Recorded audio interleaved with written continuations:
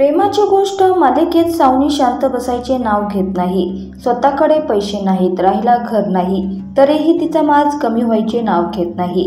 ती सतत मुक्ता आणि सागरला टोमणे मारताना दिसते। इतकंच नाही तर ती मुक्ताची जागा घेण्याचा देखील प्रयत्न करत आहे। आता मुक्ता सावनीवर प्रचंड चिडली आहे। तिने थेट तिला धमकी दिली आहे। आजच्या भागात प्रेमाची गोष्ट मालिकेत नेमकं काय होणार, चला जाणून घेऊया। प्रेमाची गोष्ट मालिकेत आजच्या भागात रक्षाबंधन हा सण साजरा केला जात आहे। मुक्ताने सगळ्यांसाठी काही ना काही गिफ्ट आणले आहे। तिने सर्वांना ते दिले आहे। मिहिर नेहमी मुक्ताकडून राखी बांधून घेतो, त्यामुळे तो यंदाही कोळी कुटुंबियांच्या घरी आला आहे। यावेळी सावनी तिथे असल्यामुळे त्याला राखी बांधते। गेली कित्येक वर्ष सावनी मिहिरला राखी बांधत नव्हती। मुक्तानेच मिहिरला लहान भावासारखे सांभाळले आहे।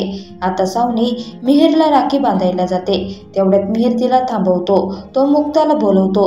पहिली राखी मुक्ताकडून बांधून घेतो, ते पाहून सावनीचा जळफळाट होतो। सर्वजण आनंदाने समुद्रावर जायला निघतात। मुक्ता देखील त्यांच्यामध्ये सहभागी होते।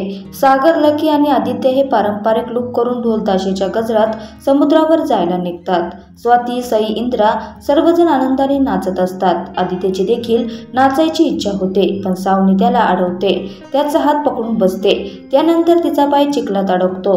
पाय धुण्यासाठी ती घरी येते। सावनी घरी येते आणि पाय धुते, तेवढ्यात माधवी गोखले सागरचे घर उघडे असल्याचे पाहते। ती आवाज देते, पण घरात कोणी नसते, त्यामुळे माधवी घराला बाहेरून कडी लावते। तेवढ्यात सावनी पाय स्वच्छ धुवून बाहेर येते।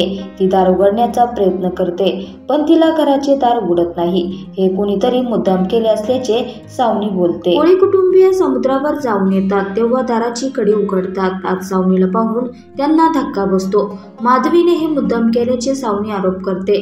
तेवढ्यात मुक्ता समोर येते आणि बाद झाला, आता इथून पुढे माझ्या आईविषयी एक अक्षर जरी बोलली तर सोडणार नाही तुला मी, असं बोलते। ते पाहून सर्वांनाच धक्का बसतो। आता मालिकेत पुढे काय होणार हे पाहण्यासाठी सर्वजण उत्सुक आहेत।